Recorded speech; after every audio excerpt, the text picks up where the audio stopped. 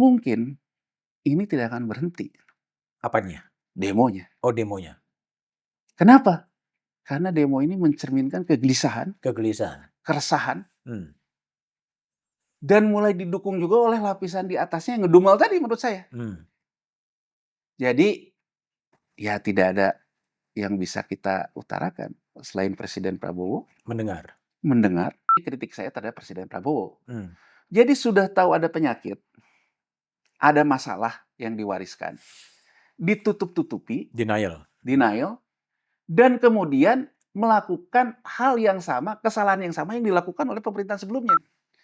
Kalau dibandingkan 98 kita nih belum, tapi Ya. kita sudah mulai masuk ke salah satunya kalau saya nggak salah Muhammad Iksan ya, Hmm. yang mengatakan kita sudah mulai masuk ke jalannya Hmm. dan susah untuk kembali. Hmm. Tapi kita memang belum masuk ke 98.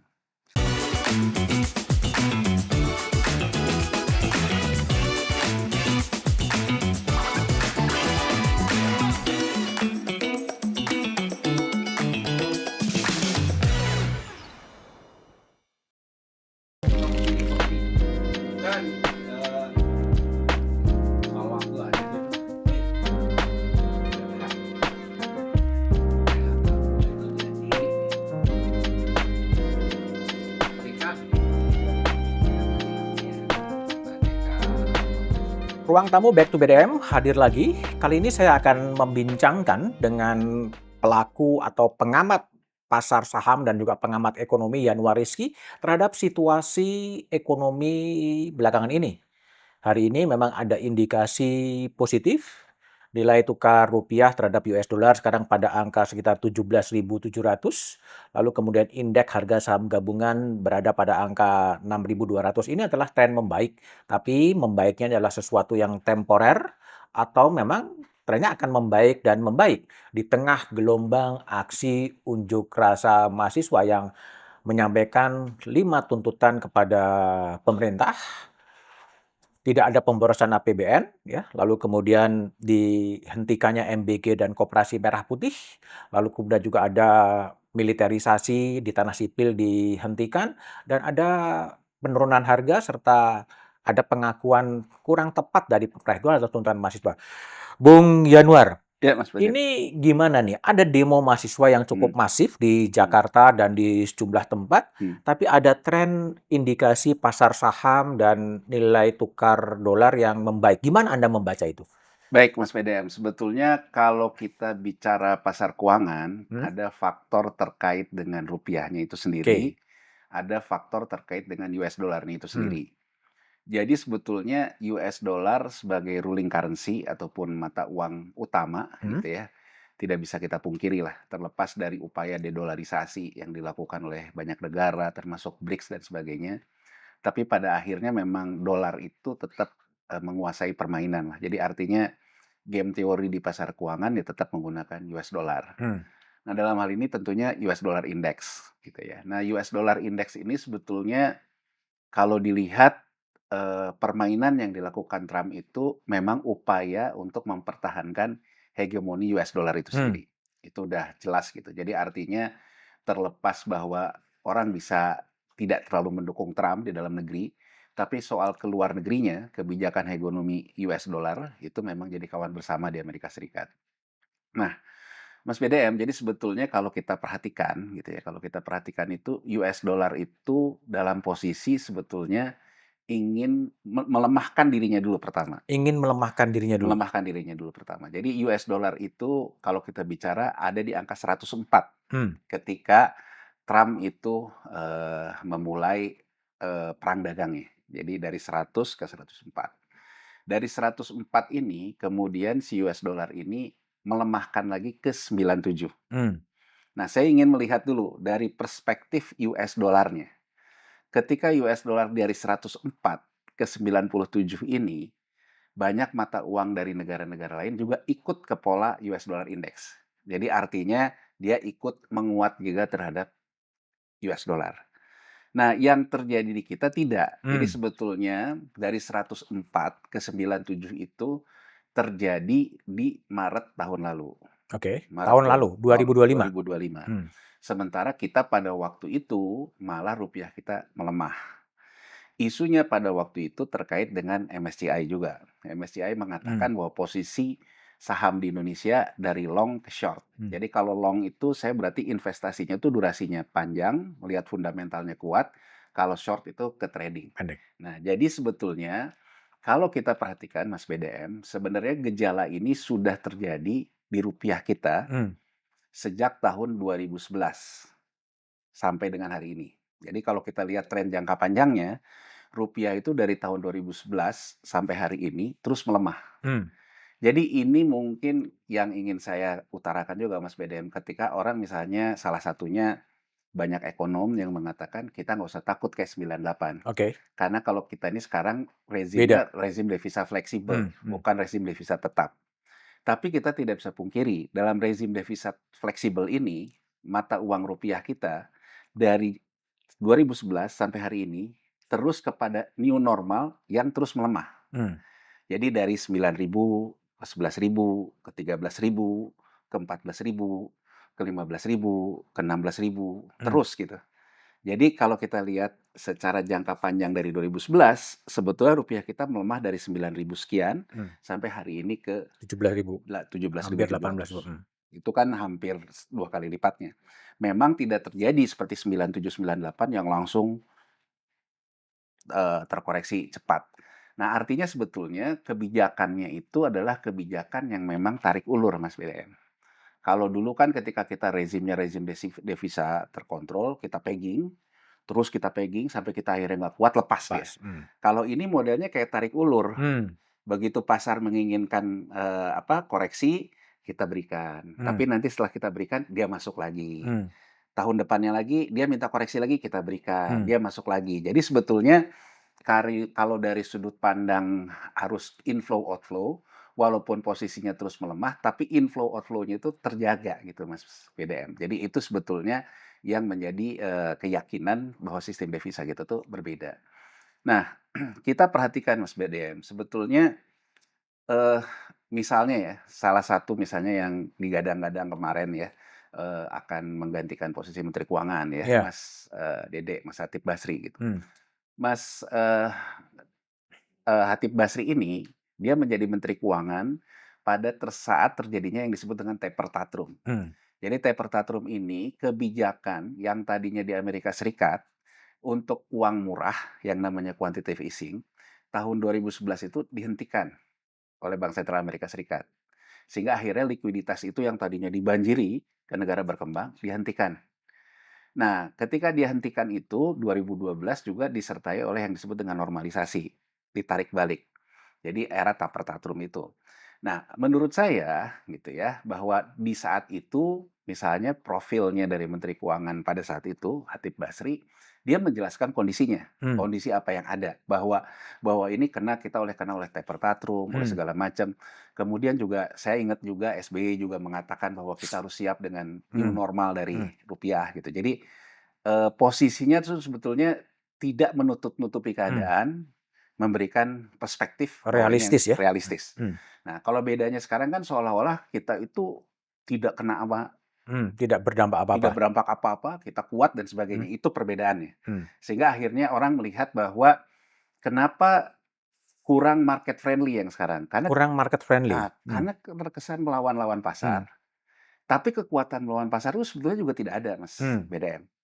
Kalau profil seperti Hatip Basri, kenapa dia dikatakan market friendly, karena memang dia punya historisnya. mmm, Dia menjelaskan kondisi pasar dan kemudian dia menjelaskan beberapa langkah-langkah yang mmm, dilakukan. Jadi kurang lebih begitulah. Nah, mmm, sebetulnya Mas BDM yang terjadi itu gini, yang terjadi itu bahwa kita itu menerbitkan yang namanya surat berharga negara, surat utang pemerintah untuk membiayai defisit lewat pasar keuangan komersil itu dimulai tahun 2008, mmm, Mas BDM. Jadi kita biar tahu persis kenapa rupiah ini begini gitu ya. Nah di 2008 itu juga bersamaan dengan ada kebijakan yang disebut dengan quantitative easing dari The Fed di Amerika Serikat. Jadi The Fed memainkan peranan inflasi rendah, politik energinya juga rendah, kemudian Fed rate-nya rendah, dan kemudian dia mengeluarkan likuiditasnya ke negara lain. Kurang lebihnya Mas BDM, inflasi yang terjadi di Amerika Serikat dibiayai oleh negara lain. mmm, cetak uang US dollar dilakukan di negara lain. Hmm. Untuk dia bisa cetak uang, untuk dia bisa, namanya membiayai inflasinya, maka uang itu masuk dulu ke emerging market, yang pada akhirnya nanti akan dia tarik balik, jadi proses cetak uangnya ada, pembiayaan inflasinya ada.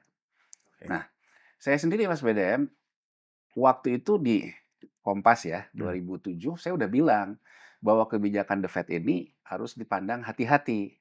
Karena ini semacam kebijakan memancing Hmm. yang kemudian di kemudian hari kita akan menimbulkan masalah. Nah, pada 2010 Mas BDM, Bank Sentral Thailand ya, itu kemudian mengatakan, tapi begini loh, saya ingin juga membandingkan ya, ketika Thailand, melawan pasar dalam tanda Hmm. petik dengan apa yang dilakukan oleh pemerintahan Prabowo Hmm. Subianto yang sekarang juga terkesan Melawan melawan pasar. pasar. Hmm. Thailand di 2010, Mas BDM, bank sentralnya mengatakan mereka punya pengalaman tidak enak di tahun 97. Hmm. Bahwa ketika uang-uang likuiditas itu masuk deras ke Thailand dan kemudian pada saatnya dibalikkan, itu mengakibatkan dia mengalami krisis likuiditas dan juga jadi krisis di baht lah. Sehingga pada waktu itu Bank Sentral Thailand mengatakan bahwa dia tidak anti. Ini ya Mas BW ya, kalimat komunikasinya, dia tidak anti terhadap kebijakan yang ditempuh oleh The Fed dalam hal ini negara maju terhadap pasar, Hmm. tapi dia kemudian mengaktifkan yang namanya mitigasi resiko dari kacamata mereka. Hmm. Sehingga pada akhirnya Bank Sentral Thailand itu Mas Mas BDM, ya, Hmm. Bank Sentral Thailand itu Mas BDM, melakukan yang namanya beberapa disinsentif dana itu untuk Oke. masuk. Hmm. Gitu loh Mas BDM, ada pakai instrumen pajak, ada pakai instrumen likuiditas dan sebagainya. Dan saya pada waktu itu posisinya mengatakan harusnya Hmm. kita mengikuti Thailand. Karena uang ini akan punya potensi di kemudian hari bermasalah. Tapi pada waktu itu Mas BDM, debat yang terjadi adalah beberapa misalnya termasuk dari BI, dari pemerintah, waktu itu Menteri Keuangan juga Sri Mulyani dan sebagainya, mengatakan bahwa kita jangan anti yang namanya hot money. Hmm. Hot money itu bisa kita gunakan untuk membiayai pembangunan. Dengan kita diinginkan membiayai pembangunan, bahwa sebetulnya kita bisa memanfaatkan hot money. Itu ya Mas PDM ya. Oke. Nah, artinya sebetulnya apa yang terjadi hari ini kita nggak bisa lepaskan dari kacamata ini. Saya ingin Hmm. fair juga Hmm. bahwa tidak semuanya akibat pemerintahan Prabowo. Prabowo. Hmm. Bahwa di masa lalu kita tuh memutuskan menerima hot money ini. Hmm. Tapi kita perlu akui, artinya antar pemerintahan dari mulai pemerintahan SBY, Hmm. pemerintahan Jokowi, dan kemudian Nggak pemerintahan kesinambung ya? Prabowo tidak bisa mendinginkan uang panas ini, Mas BDM. Oke. Nah, sekarang pembandingnya, okelah kalau Thailand. Thailand memang dia cenderung tidak mau uang ini masuk. Bahkan saya masih ingat pada waktu itu kemudian Pak Darmin Nasution menjadi gubernur BI. Ketika proses Tapertatrum itu, kan gubernur BI-nya Pak Darmin, menteri keuangannya Atik Basri.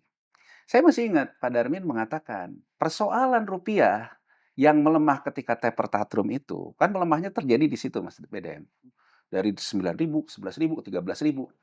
Menurut Pak Darmin, ini karena di Thailand itu yang pegang surat utang negaranya atau surat berharga negaranya di pasar itu, asing itu cuma 13%, sisanya Oke. domestik. Hmm. Ini kita bicara 2012 nih Mas Hmm. BDM.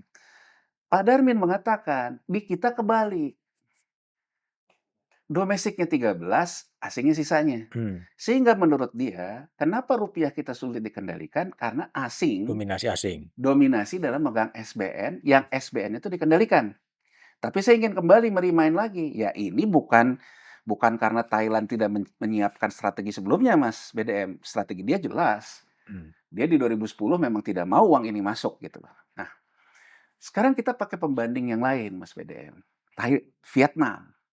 Vietnam sama sama kita. Dia menerima yang namanya uang hot money ini deras masuk dan bahkan Mas BDM, perilaku antara US dollar terhadap rupiah, rupiah terhadap US dollar dan Vietnam dong terhadap Hmm. US dollar itu sama. Sama-sama lemah. Jadi Vietnam dong tuh hari ini udah hampir 26.000 Mas BDM. Kita 18.000. Mmm. Jadi 2 mata uang yang sebetulnya menerima masuknya hot money. Mmm. Tapi kalau kita lihat Mas BDM, waktu 2 minggu yang lalu, terutama di tahun lalu lah, dimulai tahun lalu, ketika US dollar indeksnya melemahkan dari 104 ke 97, Vietnam Dong itu juga ikut menguat Mas BDM. Mmm. Meskipun Oke. angkanya 26.000, Mmm. dia ikut menguat ke 25 ribuan. Rupiah kita enggak Mas BDM. Oke oke. Nah, dalam titik ini, walaupun saya agak panjang, saya ingin memberikan gambaran, artinya sejak tahun lalu, kita harusnya sudah alert. Ini masalahnya bukan hanya karena US dollar. Mmm. Masalahnya berarti ada juga masalah di rupiah. Mmm. Karena kita tidak seelastis mata uang negara lain yang ikut kepada dinamika US dollar Mmm. indeksnya. Nah, kalau kita perhatikan secara ekonomi, Mas BDM, Vietnam menikmati yang namanya mata uangnya lemah, bahkan ketika Trump melakukan perang tarif, Vietnam yang paling merasakan benefit. Oke. Kenapa, Mas BDM? Alasannya sederhana, karena Vietnam memang punya barang-barang yang untuk menggantikan barang-barang ekspor yang datangnya dari Cina. Jadi artinya, kalau boleh secara singkat saya gambarkan, artinya Vietnam berhasil mendinginkan uang panas tadi, Mas Mmm. BDM, dengan belanja pemerintahnya. Mmm. Melakukan reformasi sektor pertanian, sehingga berasnya bisa juga masuk di pasar internasional, bisa punya mobil listrik, bisa bisa segala macam. Artinya kalau sampai titik ini, kita perlu secara fair mengatakan, Mmm. ada belanja yang buruk dari menyerap hot money yang ternyata tidak kita mampu dinginkan Mmm. untuk memperbaiki struktural ekonomi kita. Menurut saya, kita akui dulu ini. Oke. Dan kalau misalnya arah Presiden Prabowo tidak mau saling menyalahkan antar pemerintahan, memang tidak perlu saling menyalahkan Mmm. antar pemerintahan, Mas BDM. Tapi bahwa kita mengatakan bahwa persoalan ini ada dalam perekonomian kita, Harus diakui. harus diakui dan harus jujur. Mmm. Artinya kan antara Presiden Jokowi, Presiden Prabowo, Presiden SBY, dan juga mungkin Presiden Megawati, harusnya kan dalam pertemuan ini terbuka. Mmm. Ini masalah, Iya masalah iya. kita bersama. Mmm.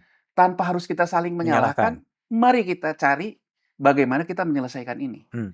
Saya di titik ini yang di titik ini kritik saya terhadap Presiden Prabowo. Mmm. Jadi sudah tahu ada penyakit, ada masalah yang diwariskan, ditutup-tutupi, Denial. denial, dan kemudian melakukan hal yang sama, kesalahan yang sama yang dilakukan oleh pemerintahan sebelumnya, Mmm. terutama soal belanja, Mmm. di saat situasinya buruk. Mmm. Jadi kalau menurut saya, Mas BDM, satu denial, Denial. menyanggah. Mhm. Kedua, menyanggah bahwa kita lagi sakit. Mmm. Kita lagi sakit, kita paksa berlari, Mmm. maka kemungkinannya kan betul kita bisa sampai ke ujung atau kita tambah sakit kan. Mmm. Jadi saya ingin fair, harusnya ya kan Presiden Prabowo bisa duduk bersama dengan semua mantan presiden ini. Oke oke. Ini masalah yang harus kita selesaikan sama-sama tanpa harus kita saling menyalahkan. Mhm. Bagaimana kita ngelihat ke depan. Ini kan enggak. Mmm.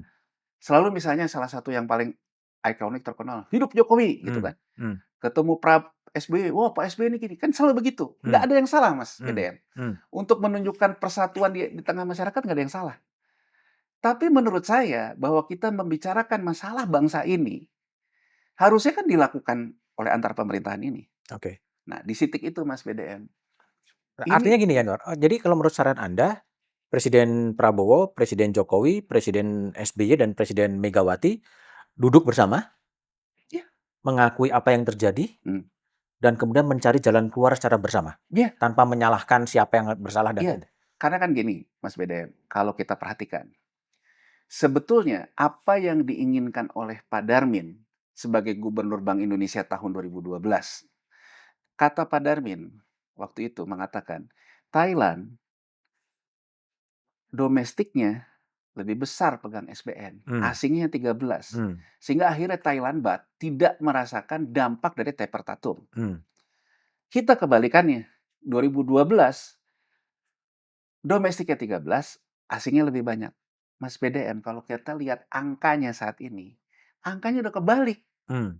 Asing tuh tinggal 13 Mas Di BDM sini? di sini. Mmm, Sisanya dipegang oleh BI, BPJS, asuransi, dan bank domestik. mmm, Tapi kalau kita kembali ke pertanyaan ini, kenapa sekarang asingnya pun tinggal 13, rupiahnya tetap nggak bisa kita kendalikan? mmm. Kan gitu ya Mas Ya BDM ya? ya ya ya.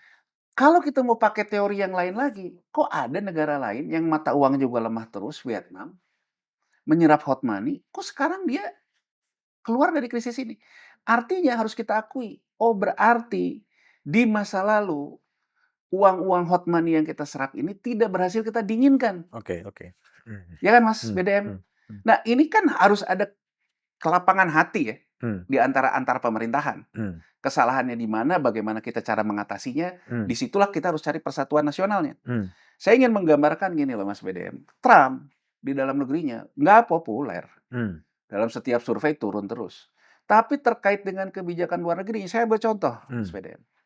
Trump itu terkenal dengan yang disebut dengan TACO, mmm, Trump Action mmm, Chicken Only. mmm, Dia bilang, hari ini damai sama Iran. mmm, Harga minyak turun. mmm, Besoknya dia bilang, nggak jadi damai. oke, Naik lagi. mmm, Dan ini sudah banyak yang bicara di Amerika Serikat sendiri, mmm, bahwa Trump selalu memainkan isu untuk goreng saham, mmm, goreng harga minyak, mmm, goreng segala macam. mmm, Tapi untuk negara yang punya tradisi penegakan hukum di pasar keuangannya, tidak diapa-apakan, saya melihatnya, oh ini memang bagian dari konsensus politik Amerika Serikat oh, untuk menjadikan US dollar kembali hegemoni kan. mmm, Kan simple Mas BDM ya kita ya ya lihat. ya, Artinya terlepas dari misalnya ya kita contoh di Trump ini, dia dianggap melawan yang namanya nilai-nilai tradisional Amerika sebagai negara demokratis.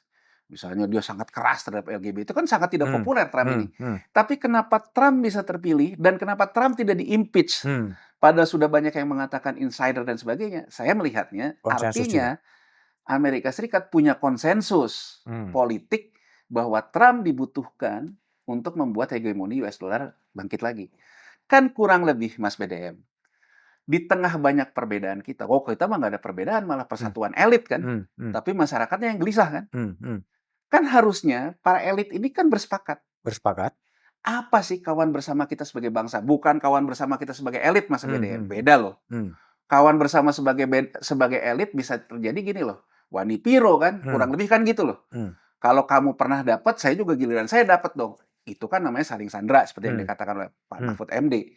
Tapi kan harusnya kalau kita bicara politik kenegaraan, artinya masalah yang ditimbulkan ini harus cari nih kawan bersamanya apa. Nah, kawan bersamanya menurut saya dalam jangka pendek, kita harus cegah dulu krisis kan. mmm, Krisis ini bisa dipicu oleh apa? Suka nggak suka, oleh nilai tukar. mmm, Kita lihat lagi, nilai tukar kita, siapa yang mengendalikan? mmm, Orang bilang, oh persepsi. Persepsi pasar, persepsi segala macam. Kalau soal persepsi, caranya, artinya berarti kita harus bermain persepsi juga kan Mas Beden. Tapi coba yang ditempuh oleh pemerintahan Presiden Prabowo ini, persepsinya dilawan mmm, lewat narasi-narasi, mmm, narasi yang anti pasar. mmm, Misalnya bilanglah oligarkinya mmm, main-main lewat Singapura, mmm, main-main lewat segala macam. mmm, Mas BDM kalau kita lihat angkanya, neraca pembayaran kita itu double defisit. double defisit, Defisit neraca berjalan, artinya ekspor impor kita juga sudah bermasalah sehingga defisit dan defisit neraca finansial. Itu artinya apa? Modal penduduk keluar mmm, lebih lebih besar banyak daripada modal asing yang masuk, masuk. mmm, Kita nggak usah basa-basi, Mas BDM. mmm, Kalau kita sekarang mengatakan bahwa ada orang-orang kaya kita yang capital outflow, itu sudah terjadi dari Juni tahun lalu. Kita lihat di neraca pembayaran BI. mmm, Dan kalau kita lihat lagi, sejak kita menganut rezim devisa bebas, memang yang namanya modal penduduk selalu ada keluar. Itu yang dikatakan dana hasil ekspor itu, Mas BDM. mmm, mmm, Tapi di luar dana hasil ekspor yang nilai outflow-nya membesar, itu terjadi sejak Juni tahun lalu. Jadi kalau menurut saya, Mas BDM, kalau sekarang kita menganggap itu masalahnya, dan perlu diingat, Mas BDM, saya tidak pernah tidak mendukung yang namanya normalisasi dana hasil ekspor. Hmm. Bahkan boleh cek jejak digital saya. Sejak DHE ini, dana hasil ekspor ini, diutarakan oleh Bank Indonesia tahun 2005, saya sudah mengatakan bahwa walaupun kita rezim devisa bebas, kita harus mengendalikan dana hasil ekspor. Itu saya jelas, saya konsisten dari dulu. Dan bahkan ketika tahun lalu Presiden Prabowo mengeluarkan kebijakan DHE, saya juga mendukung. Tapi menurut saya, bermain-main kemudian dibawa ke arus liar, menentang pasar, Hmm.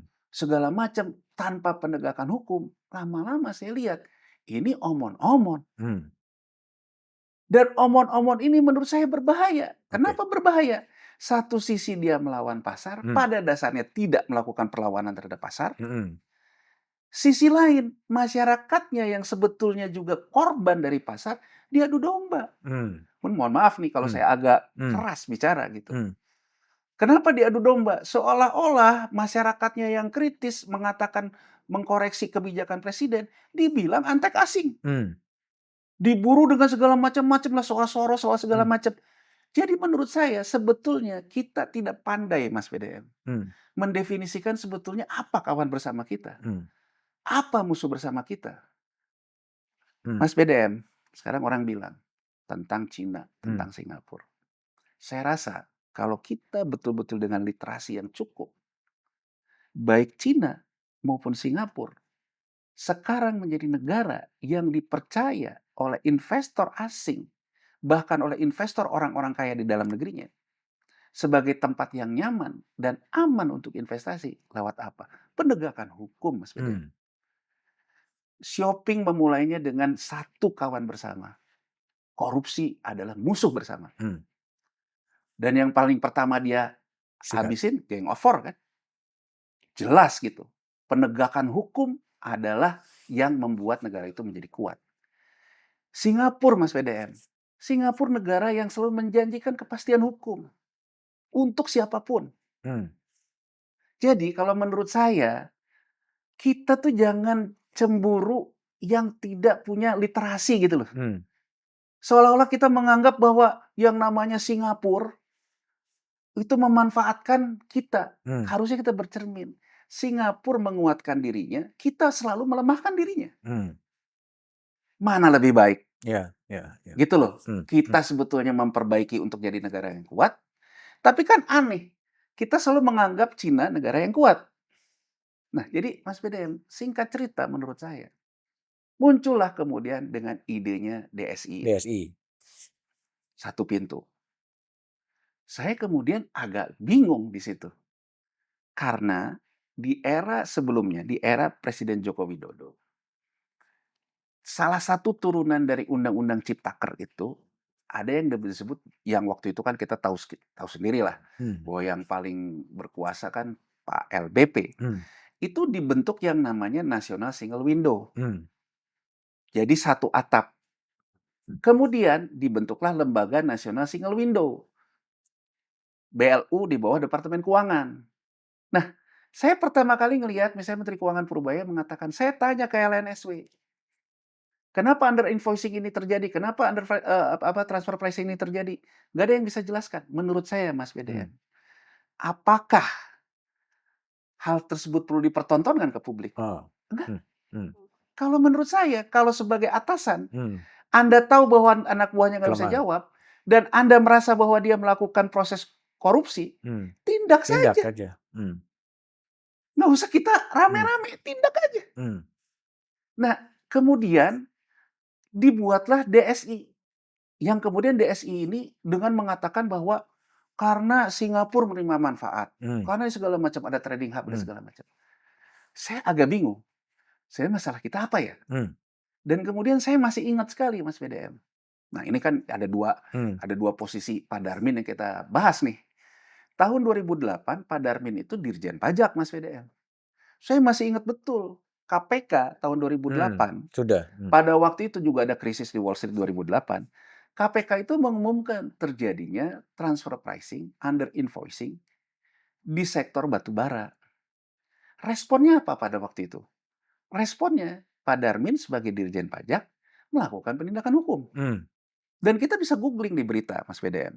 Kemudian Pak Darmin bilang, kita sudah ketemu dengan Adaro, Hmm. dan Adaro mengakui lah kurang lebih, dan akan membayar Hmm. kekurangan bayar itu. Hmm. Artinya Mas BDM, Hmm. nggak usah terlalu jauh Hmm. kita Hmm. bicara. Hmm. Kita pernah punya jurisprudensi. Hmm. Persoalan transfer pricing kita atasi Hmm. dengan Dirjen Pajaknya kemudian mengatasi kan. Hmm. Jadi kalau sekarang Hmm. presiden mendapatkan ada dari sawit, Hmm. ada dari batu bara, ada dari segala macam, bahkan dibawa-bawa oleh Menteri Keuangannya.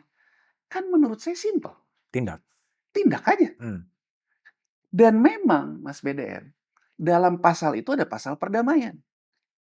Hmm. Jadi kan walaupun gini ya, ini kritik saya juga. Hmm. Dulu aja kita nggak tahu sebenarnya damainya Dirjen Pajak dengan Adaro Hmm. 2008 itu Hmm. berapa sih nilainya, kan kita nggak pernah tahu juga. Hmm. Kita hanya dikasih Hmm. tahu Hmm. bahwa Adaro bersedia membayar Hmm. plus denda. Hmm. Jadi kalau menurut saya Mas BDM, kalau concern kita melakukan pendisiplinan terhadap DHE, Hmm. kan jalannya jalan hukum Mas BDM, Ya. bukan jalan buzzer gitu loh. Ya. Jalannya Ya. kan jalan hukum. Hmm. Tinggal presiden misalnya kalau jalan hukumnya apa, kalau dia misalnya menganggap Dirjen Pajaknya kurang capable, ya itu urusan pemerintahan Mas Hmm. BDM. Bukan urusan kita kan. Kalau Dirjen Pajaknya dianggap juga, ya sekarang lagi rame-rame katanya Hmm. bermasalah, kita nggak mau masuk ke situ. Hmm. Ya Dirjen Pajak ya, Hmm. Dirjen Bea Cukainya kan. Hmm. Kalau orang di LNSW-nya nggak berdaya, ya orang di LNSW. Hmm. Nah, jadi saya menangkap kesan gini Mas BDM. Oh, ini jadi kayak cerita Abu Nawas ya. Hmm. Abu Nawas dilaporin ada tikus Nah. di lumbung padi. Abu Nah. Nawas bilang, bakar Bakar. lumbung padinya. Hmm. Satu padi-padinya hilang kan. Hmm. Hmm. Nah, itu yang terjadi Mas BDM. Dengan DSI. Jadi akhirnya kita mengatakan ada tikus, Hmm. tapi kita bakar. Dan Hmm. seolah-olah kita menunjukkan kita anti pasar. Hmm. Hmm. Dan yang harus diingat Mas BDM, orang selalu fokus terhadap berita Bloomberg yang mengatakan hedge fund sell Indonesia. Hmm. Padahal sebelum itu, pertama ada surat dari Kadin Cina Hmm. ke Ya. presiden. Hmm. Dia protes terhadap kebijakan yang berubah-ubah di sektor tambang. Hmm. Sampai akhirnya Cina mengatakan dia akan mempause Hmm. impor batubara dari Indonesia Hmm. karena alasannya dia merasa kebijakan DSI itu nggak jelas. Dia merasa kebijakan di sektor tambang berubah-ubah. Nah, Mas BDM, coba kita lihat di minggu lalu. Sebelum yang Dasko mengumpulkan Himbara Hmm. dan sebagainya. Di minggu lalu itu kemudian akhirnya ada pertemuan antara Danantara Hmm. dengan asosiasi-asosiasi eksportir. Hmm. Ujungnya disepakati bahwa DSI itu ya sama aja dengan LNSW. Kan luar biasa loh, setelah kita Hmm. berakrobat dengan bermain narasi, bahkan masyarakatnya juga ikut, Hmm. wah ikut bertikai, Hmm. pasarnya juga merespon negatif, Hmm. ujung-ujungnya, ya kalau ini ada back to BDM, ini back to LNSW. Jadi cuman mengatakan bahwa DSI adalah LNSW yang dipastikan sistemnya lebih baik. Hmm. Apa simpulannya Mas BDM? Simpulannya artinya win-win. Hmm. Artinya tekanan dari Cina. Orang selalu mengatakan Singapura, yang menekan tuh Cina kok. Hmm. Ya, surat Kadin Cina itu kan. Iya, yang menekan tuh Cina kok. Yang menekan tuh Cina, dan ujung-ujungnya kan, kalau kita mau ngomongin mau ekspor kayak mau apa, kalau buyernya nggak mau beli ya memang mau DSI kayak mau siapa nggak susah kan. Hmm. Dan ujung-ujungnya yang namanya cash is king, yang namanya buyer is king, itu kenyataan kan. Hmm. Dan akhirnya direlaksasi. Hmm. Direlaksasi kembali ke sana. Dan perlu diingat Mas BDM, pada waktu itu yang buyback yang membuat saham itu mulai bangkit Bangkit. bukan hanya yang Himbara. dilakukan oleh Bank Himbara, Hmm. bukan hanya oleh BUMN, Hmm. tapi kalau kita lihat di hari Rabu itu, buyback terbesar itu terjadi di saham-saham tambang Hmm. yang punya oligarki juga Hmm. dan transaksinya domestik. Hmm. Nah, sekarang kalau saya ingin menggunakan narasi yang sering dipakai oleh buzzer-buzzernya pemerintah, Hmm. mana anti oligarkinya? Hmm. Ujung-ujungnya tuh sesama orang kaya, ujung-ujungnya saling deal kok. Saling deal ya. Oh, saya ingin memberikan gambaran aja agar kita menjadi rakyat yang rasional juga, Mas BDM. Saya udah sering melihat orang kaya bertikai, Mas BDM. Ujung pertikaian orang kaya itu tidak pernah seserius yang kita bayangkan. Mereka tuh hanya mencari titik temu agar ada titik win-win. Ada win-win. Dan ini kan juga bisa kita lihat, misalnya antara Pak JK pertemuan dengan Hmm. Pak Mbak Prabowo. Presiden Prabowo, kan Hmm. itu kan menggambarkan itu. Hmm. Jadi saya ingin menggambarkan buat kita rakyat banyak, Hmm. hati-hati kita terjebak dalam narasi yang terlalu overdosis, Narasi overdosis. Hiperbol ya? hiperbol. Hmm. Menurut saya sebagai rakyat yang kita tuntut penegakan hukum, nggak usah main narasi deh. Oke. Mau narasinya apapun, kalau itu ada penegakan hukumnya, jelas siapa yang melakukan under Hmm. invoicing, transfer Pricing. pricing, dan jelas uangnya balik ke negara, bukan hanya sekedar show-nya ya, Hmm. jelas penegakan hukumnya. Mau pasar kayak aliran kita, mau aliran kita kiri kayak, saya rasa semua akan sepakat kawan bersama kita apa? Penegakan hukum. Penegakan hukum. Dan Jadi menurut saya Mas BDM, ini sinyal ini kan sebetulnya sudah mulailah kemudian yang namanya oligarki dalam tanda petik, dia dengan mungkin relaksasi kebijakan ekspornya tadi, dia mulai buyback lagi Hmm. saham-saham dia. Naiklah IHSG, BUMN naik. Di sisi lain, Bank Indonesia juga melakukan operasi moneter Moneter. yang Besar ya? besar-besaran. Dan ini kemungkinan besar dia menukarkan, karena gini Mas BDM, secara globalnya sendiri, di tengah US dollar itu setengah menguatkan terhadap seluruh mata uang dunia, tapi US dollar itu melemahkan terhadap yuan. Hmm. Jadi ada dua swing nih. Jadi saya juga ingin mengatakan sebetulnya ada juga langkah yang ditempuh BI pada akhirnya, dia kecenderungannya menurut saya menukarkan yuan ke US dollar, Hmm. akan dapat US dollar lebih banyak. US dollar ini yang dipakai dia guyur habis-habisan rupiah sampai ke 17.700. Hmm. Artinya BI itu membuang cadangan devisa yuan nih Mas BDM. Oh. Hmm. Cadangan devisanya berkurang pasti. Hmm. Tapi BI bisa menjaga laba moneternya. Hmm. Tapi cadangan devisa berkurang. Hmm. Nah, itu juga yang membuat rupiah itu ditekan. Kenapa BI melakukan penekanan itu? Simple Mas BDM. Pak Peri mengatakan, kita melakukan kenaikan BI rate 50, di tengah minggu kita naikin Lagi lagi. 25. Karena kita merasa, berdasarkan proyeksi kita, rupiahnya keluar jalur terlalu jauh. Hmm. Kenapa? Karena di Jumat 2 minggu lalu, Mas BDM, ketika US dollar itu dari 100 turun ke 98, semua mata uang negara lain tuh menguat, rupiah enggak. Bahkan kita terhadap Vietnam Dong pun melemah, terhadap Hmm. Singapura dollar melemah. Nah, itu membuat BI, kalau BI biarkan, rupiah akan semakin kehilangan confidence-nya. Karena sinyal 2 minggu lalu, itu menunjukkan bahwa semakin kuat rupiah punya masalah di dalam negerinya. Hmm. Ketidakpercayaan di dalam negeri. Ketidakpercayaan. Sehingga BI at all cost mengupayakan agar ini tidak terjadi. Gitu loh Mas BDM. Dalam upaya BI tengah seperti ini, tahu-tahu muncullah Trump Hmm. dengan dengan komennya bahwa dengan Iran ini sudah selesai. Hmm. Tapi saya juga ingin mengatakan, Trump tuh mengatakan bahwa final perjanjian damainya itu akan diumumkan Jumat, kata Buat dia. ya. Ini kan Trump ini kan harus hati-hati nih, kadang-kadang dia ngomong apa, besok balik lagi gitu loh. Nah, kemudian ada spekulasi lain hari ini nih Mas BDM, pas kita tapping ini di 16 Juni ini Hmm. sampai besok 17 Juni, ini adalah FOMC pertama Kevin Warsh, Chairman Hmm. The Fed pertama. Oke. Chairman The Fed baru, Hmm. dia FOMC pertama. Ada spekulasi di pasar bahwa yang namanya Warsh ini akan menurunkan Fed rate Hmm. meskipun inflasinya tinggi. Jadi sebetulnya ini yang ingin saya katakan, Hmm. ada faktor US dollarnya sendiri Hmm. lagi dalam posisi spekulasi terkait dengan kebijakan Kevin The Fed. Warsh. Hmm. Spekulasi terkait dengan apa yang dikatakan oleh Trump. Itu dari US dollarnya. Oke. Tapi apakah masalah rupiahnya sudah selesai? Belum. Sebenarnya kalau kita lihat Mas BDM, walaupun indeks ini naik, asing masih net sell. Masih net sell.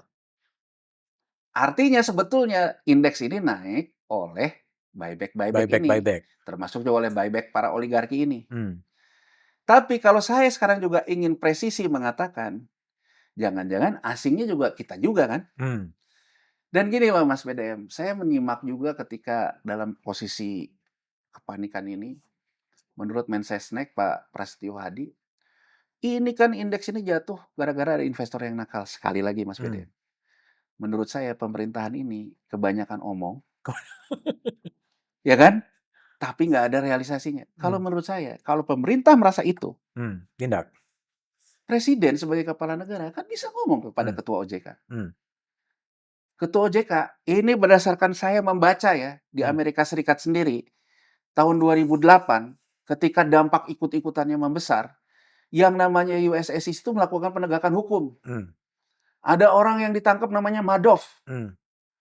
Sekarang saya tanya, apakah sekarang indeks ini memenuhi unsur-unsur pidana di pasar modal? Hmm. Kalau memenuhi, tolong dong penegakan hukum. Hmm. Jadi saya ingin mengatakan, Mas BDM, kita bisa mengendalikan rupiah dan saham, tidak melulu harus intervensi. Hmm. Solusi lainnya apa? Solusi lainnya adalah pendisiplinan pasar, penegakan hukum. Penegakan hukum. Dan ini pernah ditempuh oleh Amerika Serikat ketika 2008.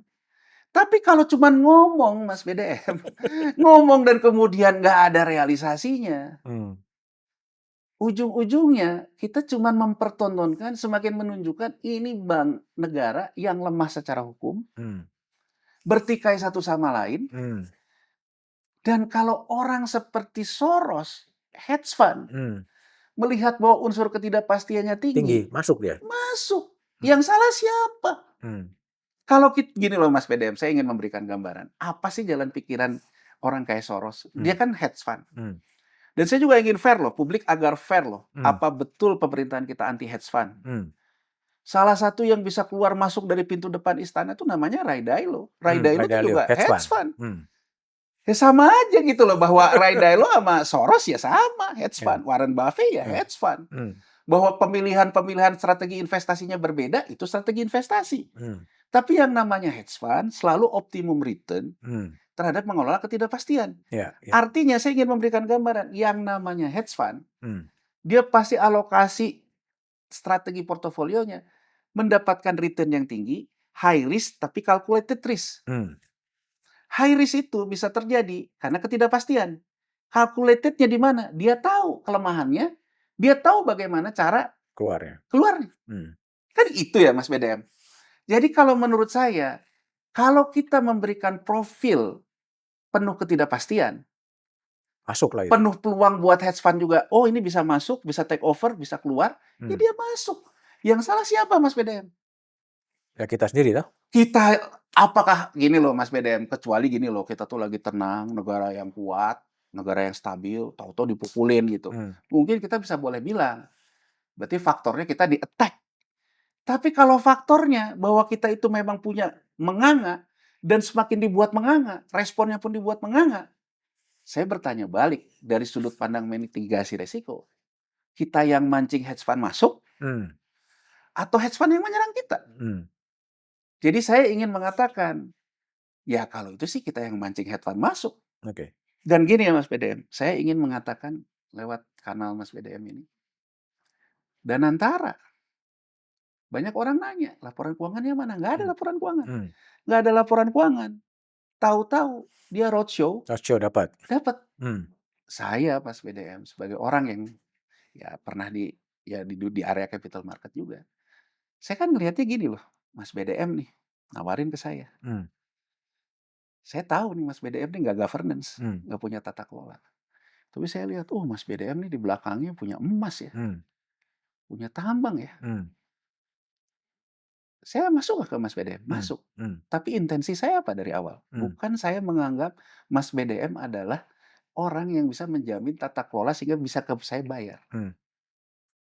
Tapi dari awal saya mau ngelihat, saya masuk ke Mas BDM, suatu saat saya tahu Hmm. Mas BDM tidak mampu, maka saya ambil yang di belakangnya. Hmm.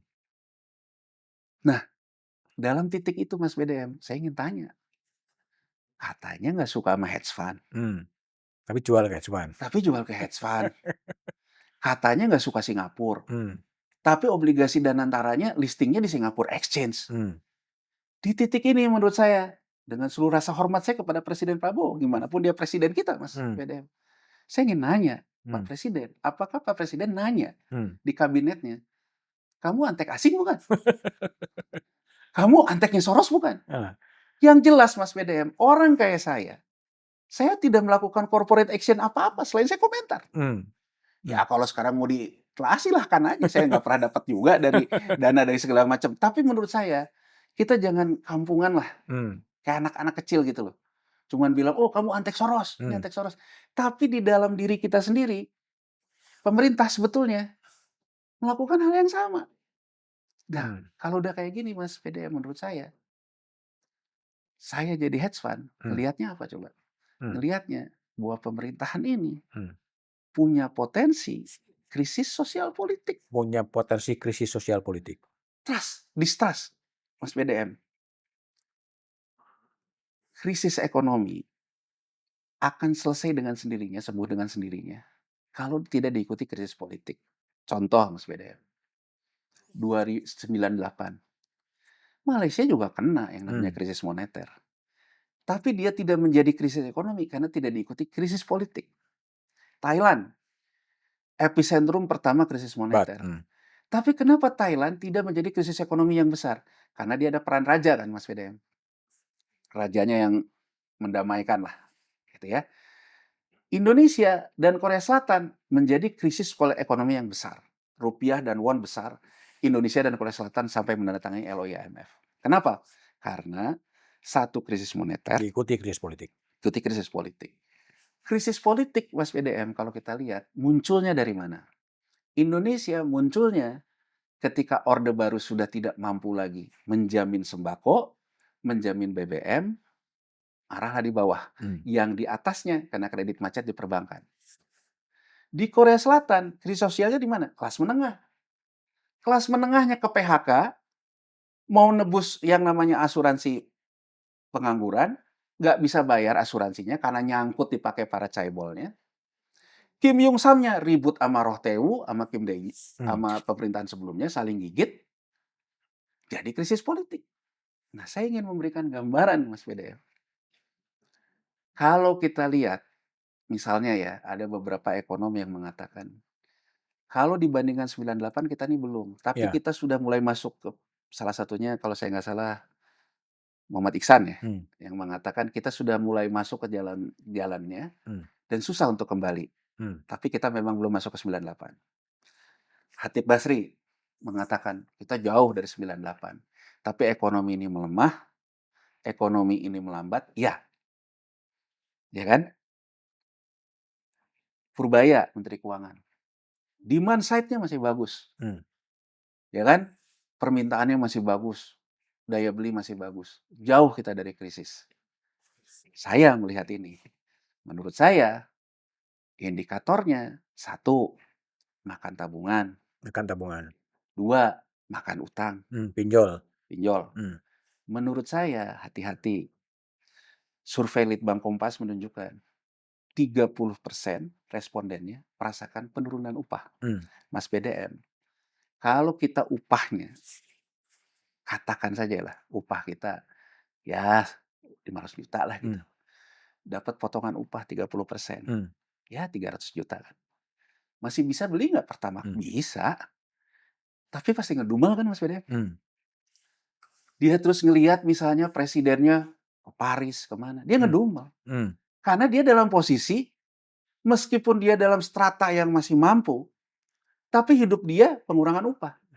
Rivernya mana? Ya survei Litbang Kompas. Ada 30% respondennya turun upahnya. Hmm.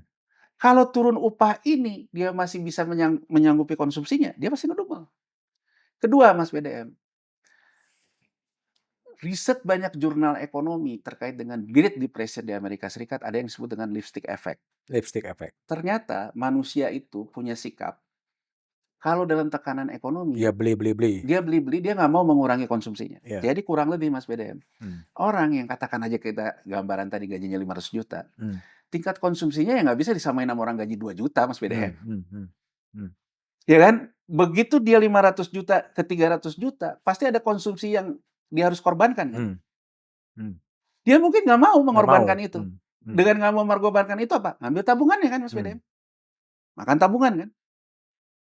Nah, terus kemudian kelas di bawahnya kena PHK. Kena PHK, tabungan nggak ada. Ngambil utang. Masih konsumsi. Pakai kartu kredit kayak, pakai pinjol, pakai segala macam. Tapi udah nggak bisa bayar Mas BDM karena udah nggak punya gaji. Yang terjadi Mas BDM sekarang di bawah itu, banyak debt collector ngejar-ngejar.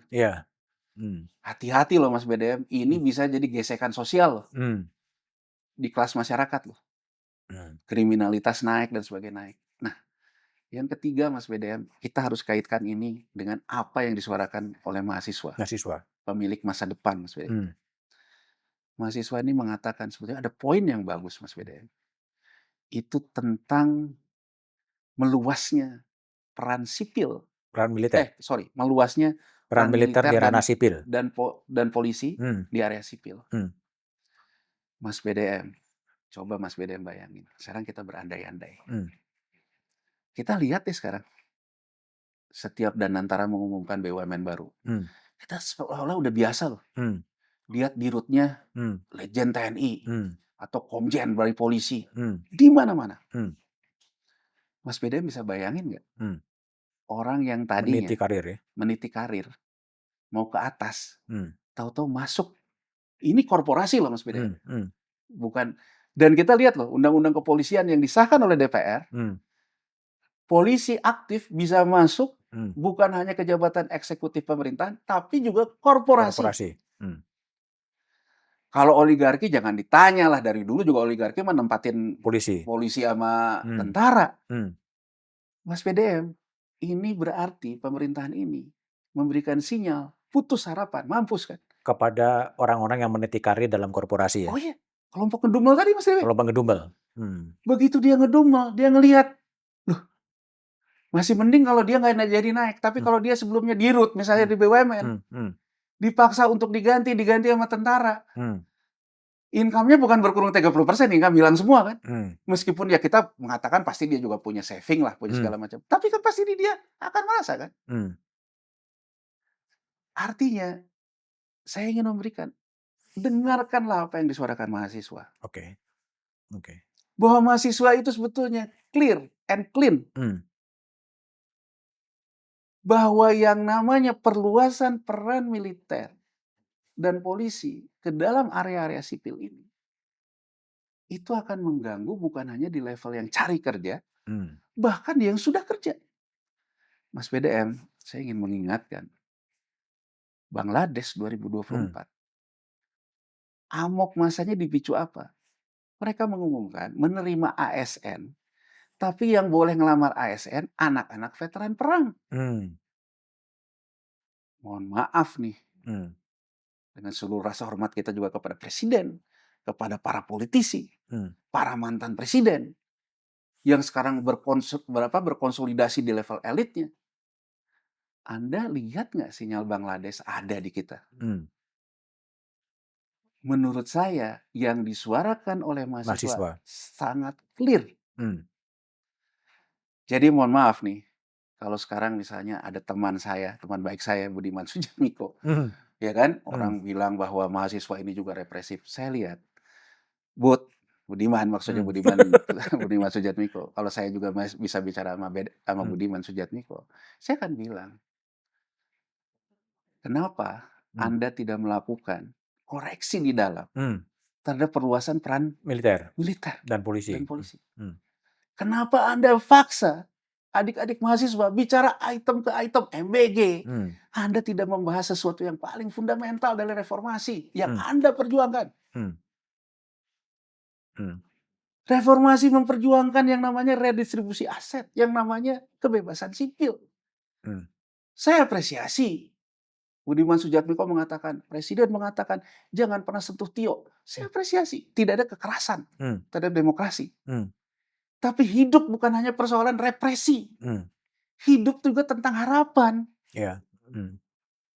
Dan Harusnya sekarang menurut saya, PDM Budiman Sujatmiko maksudnya. Budiman Sujatmiko, karena saya juga kadang-kadang panggil dia BDM. Ya kan? Ya kan? Jadi ya, oke. saya mengatakan kepada Budiman Sujatmiko, kalau saya bisa mengutarakan lewat kanalnya Mas BDM ini, Hmm. coba Anda konsisten terhadap satu hal. Hmm. Hmm. Konsisten terhadap satu hal bahwa reformasi menghendaki Hmm. ada kesetaraan harapan. Hmm.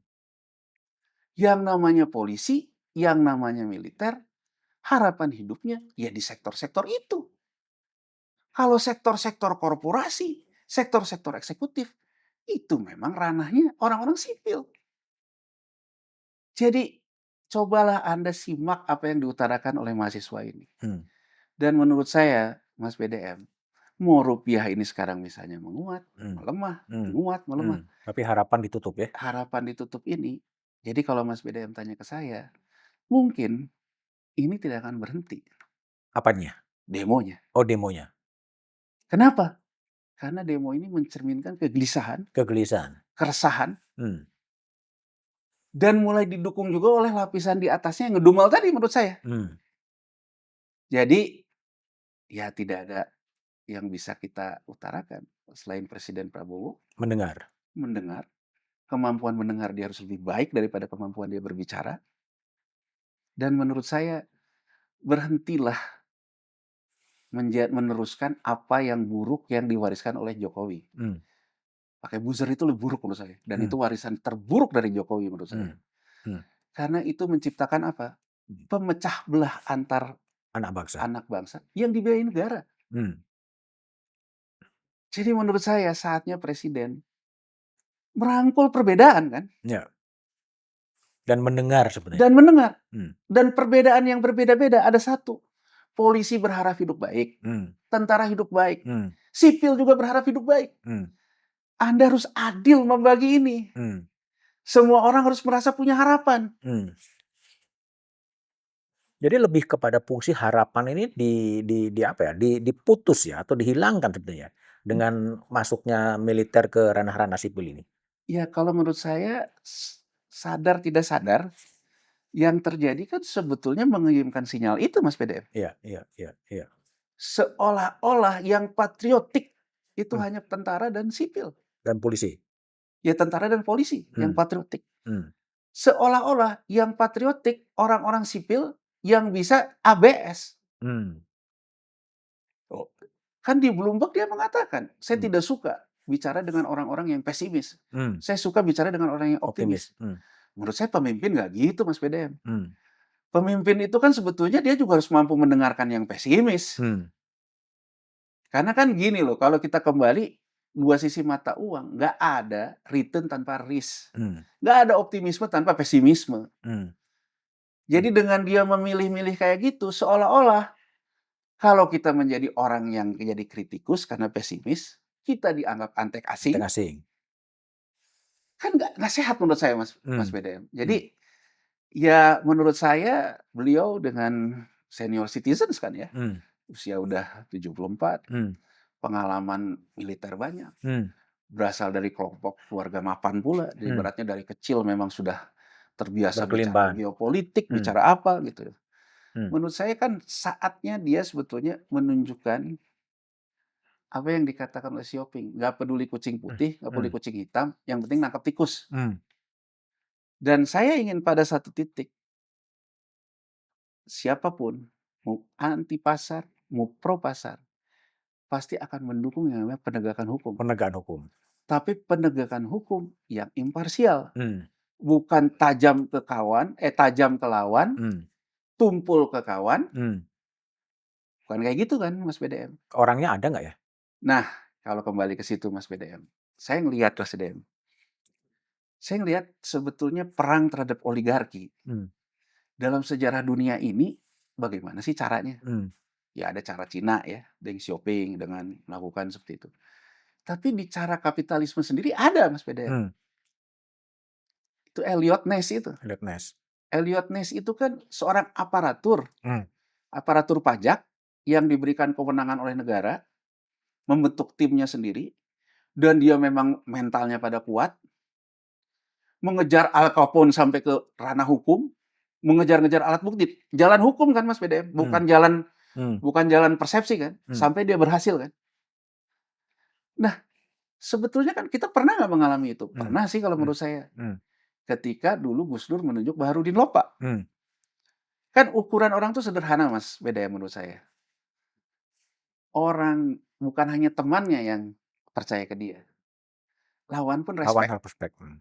Dan Pak Baharudin Lopa sampai dia wafat, menurut saya menerima respect itu Hmm. dari banyak orang.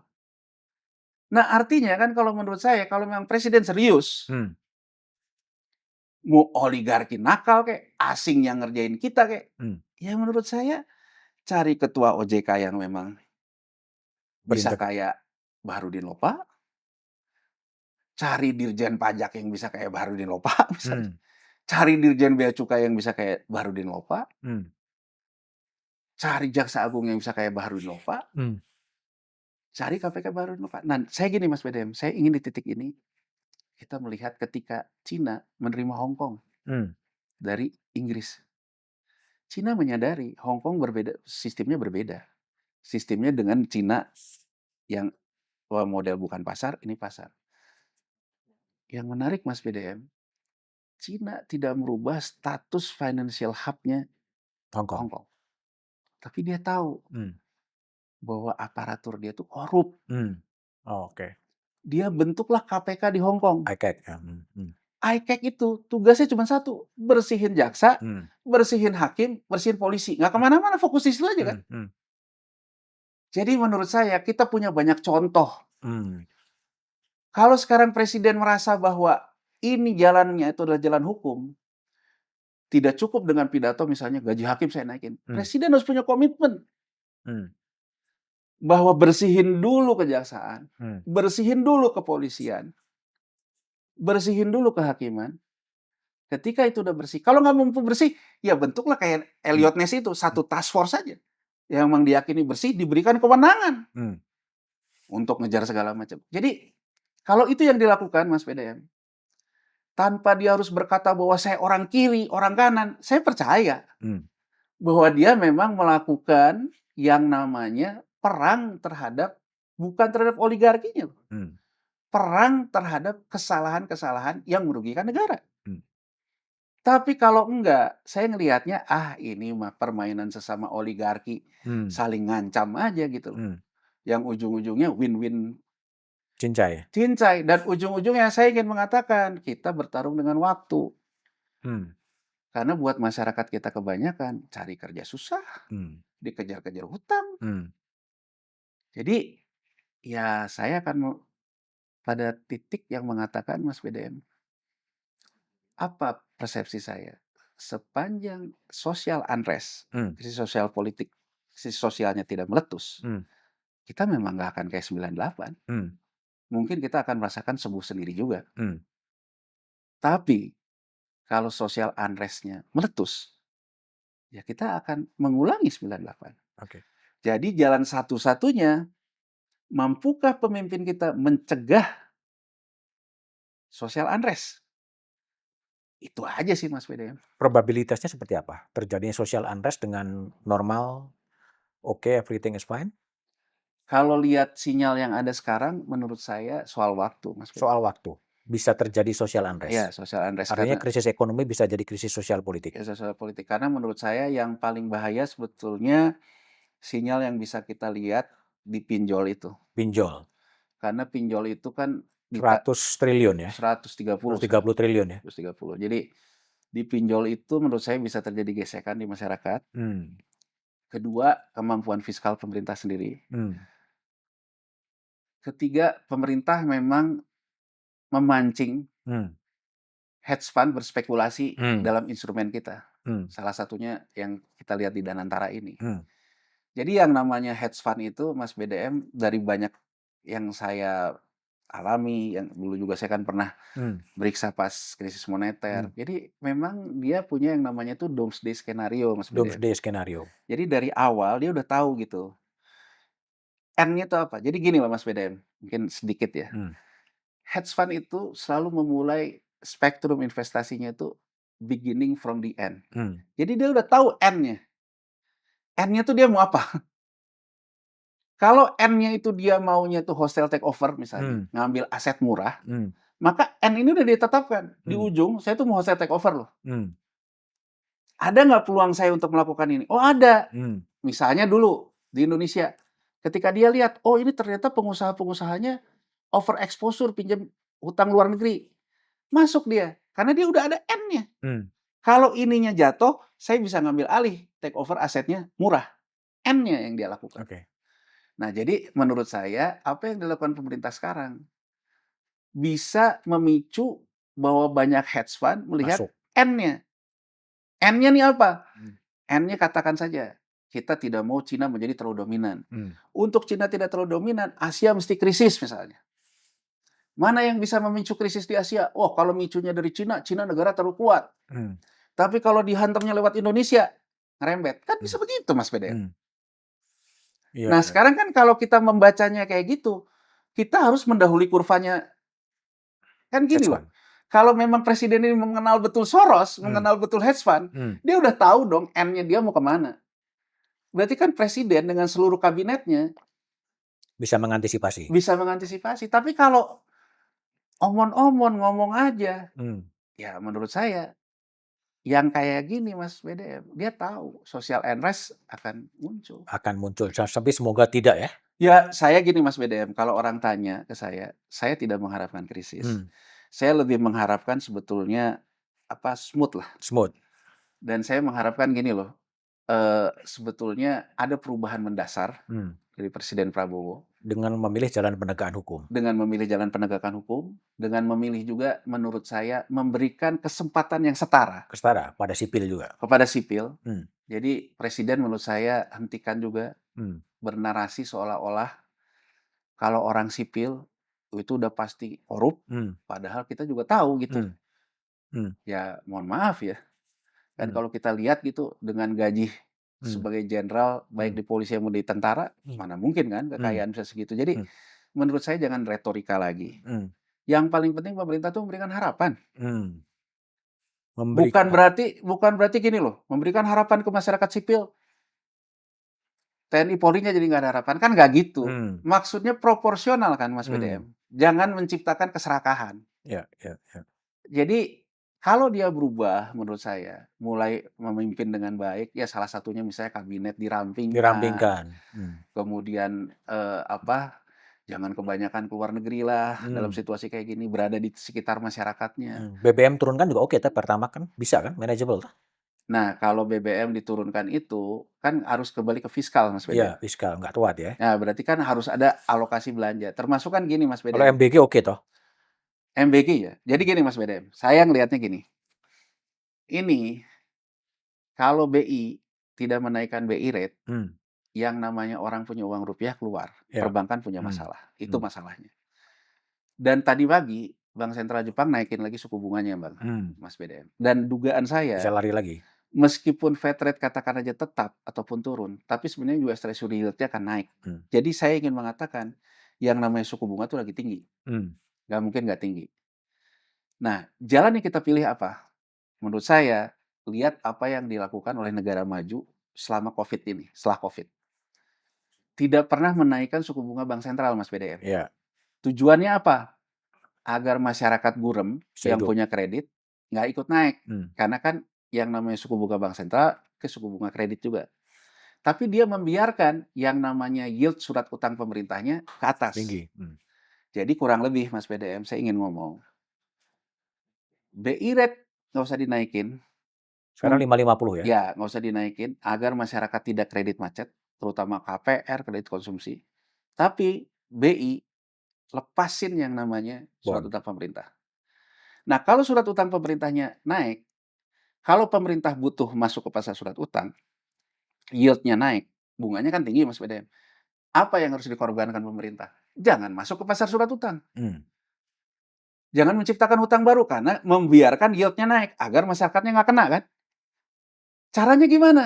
Ya defisitnya jangan dibuat. Hmm. Caranya lagi gimana? Kurangi. Itu kenapa menurut saya menghentikan MBG, MBG, menghentikan KDMP, KMP. itu menjadi salah satu Opsi. opsi rasional. Hmm. Agar pemerintah nggak masuk ke pasar surat utang. Hmm. Kalau pemerintah nggak masuk ke pasar surat utang, pemerintah bisa relaksasi, tidak naikin BI rate. Oke.